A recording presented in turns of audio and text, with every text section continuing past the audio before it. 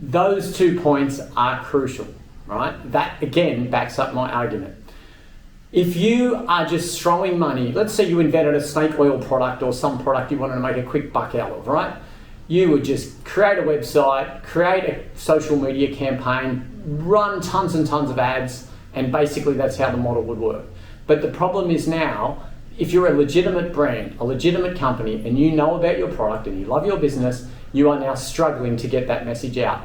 What information? The information on the web is all over the place. It is just insane. I sit and watch it and I scratch my head, right?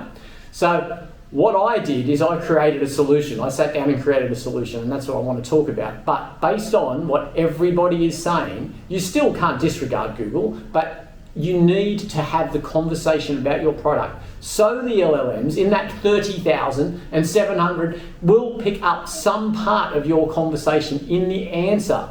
Now, if you're lucky enough and you've got enough conversation out there and the AI establishes that you are an authority in this subject, and I will present this as a recommendation, you are in a very good position. But that's not going to happen just by running ads or paying Google or whatever. So this is why you need to have the conversation out there. Now, we're automating the way we do that. We're using AI against AI, but we're using AI in a clever way. Now, the fact we're using AI intelligence to process the answers, we still have control over the conversation, we still have control over the knowledge base and the content. It's very, very simple formula. Basically, you have your brand, your company information in the knowledge file. The AI assistant, instead of a human answering the question, is being trained like you would answer the question and automates the process. So it's not about AI taking someone's job. No one wants to sit there and answer hundreds and thousands of questions. That's boring. Why not automate it? But you don't want to automate it so it's meaningless. That is the next big thing. You need to have the intent of what you're talking about. Now, I believe that in the past, there's been a lot put on SEO, getting ranked by blog posts about general in nature, about general things. Now, with conversations about your business, they're more specific. People say, how do I purchase this product? How do I return this product? Where do I buy this from? What does it do? How does it work? Can I put the bolt in here? Right? So all these conversations are legitimate conversations about your business. In the past, there is no way you would pay someone to sit and answer all those questions. Now you can.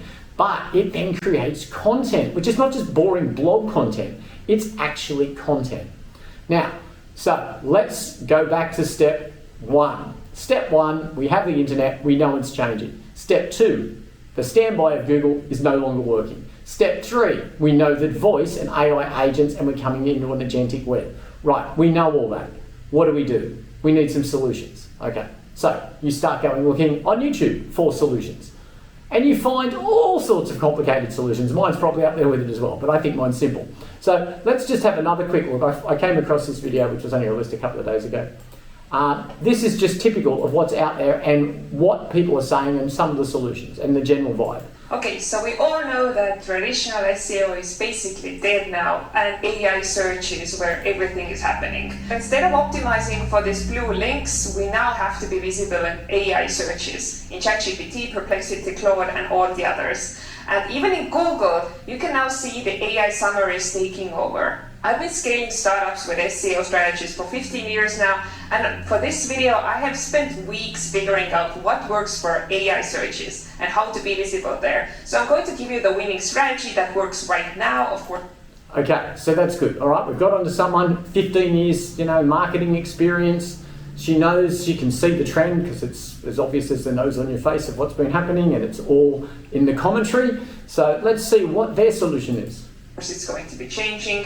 I'm also going to give you the right prompts that you can use to generate blog content that help you come up in AI searches organically. And in the end, I'm also going to show you how you can automate this all using Airtable and Make.com. So you can have hundreds of topics that are related to your business and which are also targeting those AI search best practices. And you can...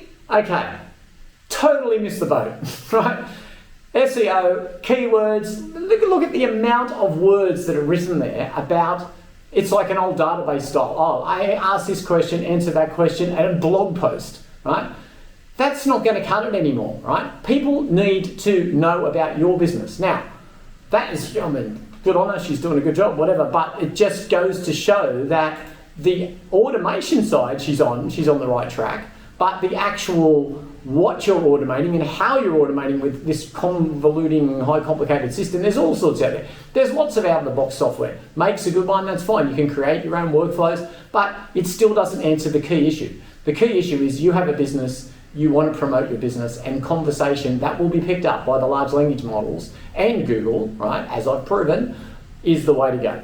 So now we've got that, I want to just run over some of what I've been doing just to back up my argument again. So we'll go back down here. Now, as we know, 25 years ago, at the start of the internet, it was a very different world, as we know. And back then, we'll just go down here, a bit of a blast from the past. Back then, I started the I registered Sydney2000Australia.com and started a website for accommodation for the Sydney Olympics. And this is what website, believe it or not, this was very, very cutting edge in the year 2000. So 25 years ago, web design was in demand, big time, okay? Everyone wanted and needed a website. And by registering a domain name, like Sydney2000Australia.com, having a website that had relative information, look how simple the graphics were.